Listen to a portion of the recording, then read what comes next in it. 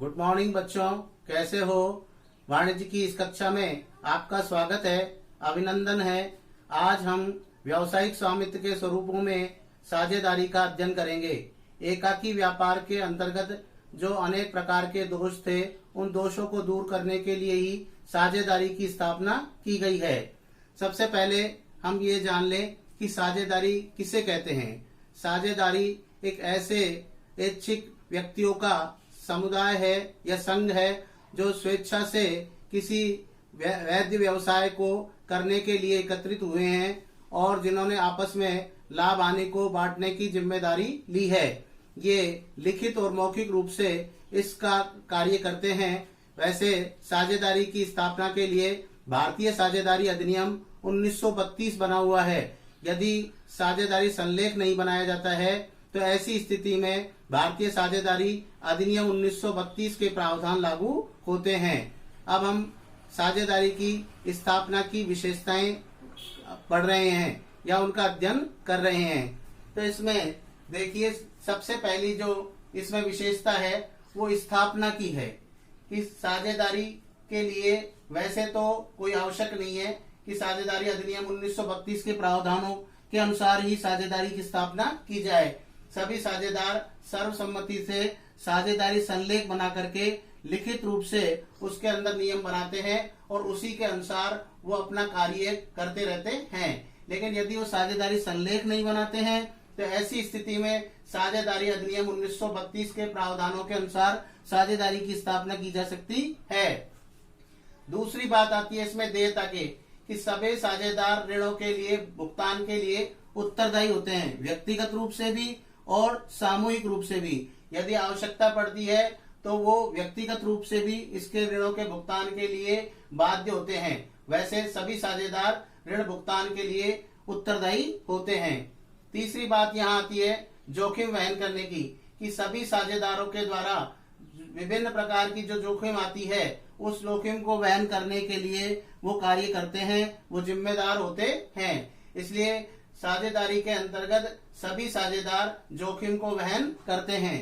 निर्णय एवं नियंत्रण की यदि बात करें तो आपसी राय के द्वारा सभी साझेदार प्रबंधन का कार्य करते हैं और उसके लिए वो सभी सर्वसम्मति से निर्णय लेते हैं। सभी साझेदारों का नियंत्रण होता है। कोई भी साझेदार कभी भी किसी भी स्थिति में खातों की जांच कर सकता है, खातों की प्रतिलिपि ले सकता है। इसलिए सभी साझेदार का निर्णय और नियंत्रण सर्व प्रमुख होता है या सर्वसम्मति से ही सारे निर्णय लिए जाते हैं। निरंतरता की बात करते हैं तो कंपनी की तुलना में साझेदारी के अंदर निरंतरता कम पाई जाती है।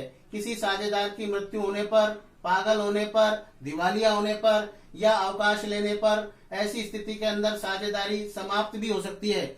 लेकिन यदि साझेदार सर्वसम्मति से ये चाहे कि उसे दोबारा से चलाया जा सके तो उन नियमों में संशोधन करके उस साझेदारी को चलाया जा सकता है। वैसे एकाकी व्यापार की तुलना में साझेदारी जो है वो निरंतर चलती रहती है, क्योंकि एकाकी व्यापार के अंतर्गत तो एक ही साझेदार होता है, एक ही व्यक्ति होता है। इसलिए वहां पर उसकी मृत्यु होने पर, दिवालिया होने पर व्यापार बंद हो जाता है। लेकिन साझेदारी में किसी भी साझेदार की मृत्यु होने पर, पागल होने पर, दिवालिया होने पर सभी साझेदार सर्वसम्मति से उस साझेदारी संस्था को लगातार चलाते रहते हैं और उसमें संशोधन कर देते हैं। उसकी मृतक पत्नी जो होती है उसको के लिए वो अपनी राय बना सकते हैं।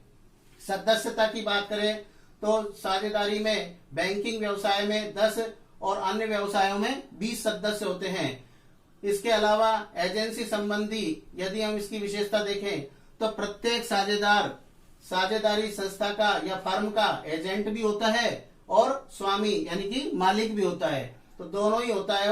वो किसी भी व्यक्ति से एजेंट बन करके और अनुबंध कर सकता है, माल को बेचने और खरीदने के लिए कार्य कर सकता है और इसके अलावा वो इसका स्वामी यानी कि मालिक भी होता है। तो ये साझेदारी की विशेषताएं थी। इसके अलावा हम बात कर रहे हैं गुण, लाभ, महत्व की।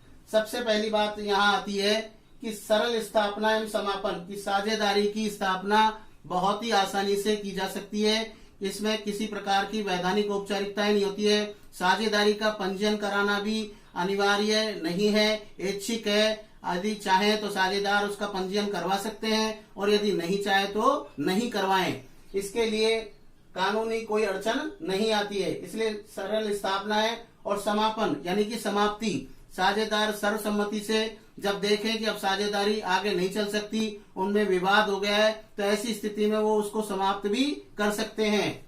इसके अलावा संतुलित निर्णय, साझेदारी में कई साझेदार होते हैं, इसलिए जो भी निर्णय लिए जाते हैं वो सोच विचार करके लिए जाते हैं। इसलिए एकाकी व्यापार की तुलना में ये निर्णय संतुलित और अच्छे निर्णय होते हैं, क्योंकि एक साझेदार या 200 साझेदार ऐसे भी होते हैं जो प्रबंध के मामले में अनुभवी होते हैं, दक्ष होते हैं। तो ऐसे इस आधार पर जो निर्णय लिए जाते हैं वो निर्णय संतुलित निर्णय लिए जाते हैं, पूर्ण विवेक के आधार पर लिए जाते हैं।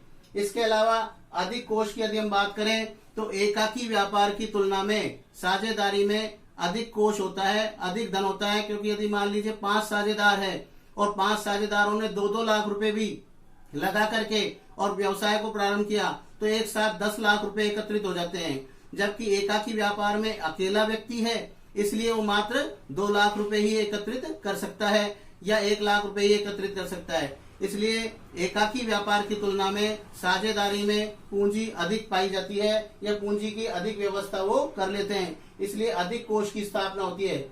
जोखिम को बांटने या विभाजन करने की बात आती है तो साझेदारी में सभी साझेदार जोखिम को आपस में विभाजित करते हैं, उसके लिए वो उत्तरदायी होते हैं, सामूहिक रूप से भी और व्यक्तिगत रूप से भी। यदि मान लीजिए कोई हानि हो जाती है तो ऐसी स्थिति में वो सामूहिक रूप से तो उसको चुकाएंगे ही, लेकिन यदि मान लीजिए ज्यादा हानि हो जाती है तो ऐसी स्थिति में वो व्यक्तिगत रूप से भी अपनी संपत्ति को बेच करके या अपनी व्यवस्था करके उस हानि को चुकाने का कार्य करते हैं। तो जोखिम को बांटने की यदि बात आती है तो ये बात बिल्कुल क्लियर है कि लाभ जिस तरीके से आपस में बांटते हैं उसी प्रकार से हानि भी बांटते हैं। गोपनीयता की बात करें तो साझेदारी के अंदर सभी साझेदार सर्वसम्मति से ये निर्णय लेते हैं कि व्यवसाय से संबंधित या फर्म से संबंधित सभी बातों को वो गुप्त रखेंगे, वो किसी को बताएंगे नहीं। यदि बताएंगे तो इसके लिए वो साझेदार जिम्मेदार होगा जिसके द्वारा गोपनीयता भंग की गई है।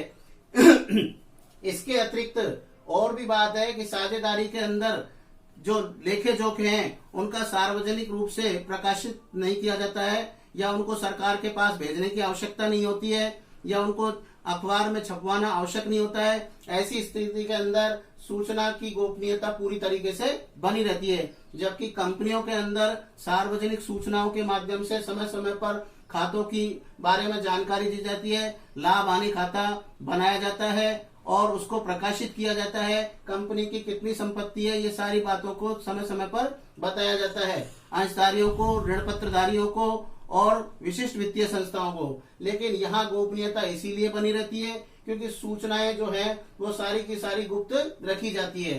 तो ये हमने आज साझेदारी के बारे में अध्ययन किया। साझेदारी एक ऐसे व्यक्तियों का संघ है जो स्वैच्छिक रूप से एकत्रित होकर के किसी वैध व्यवसाय का सफल संचालन करने के लिए एकत्रित हुए हैं, जो लाभ हानि को आपस में बांटते हैं, जो सभी किसी एक के द्वारा या सभी के द्वारा चलाया जा सकता है और यह व्यवस्था कानूनी रूप से भारतीय साझेदारी अधिनियम 1932 के प्रावधानों के अनुसार चलती है या फिर साझेदारी संलेख बना करके चलाई जा सकती है। धन्यवाद।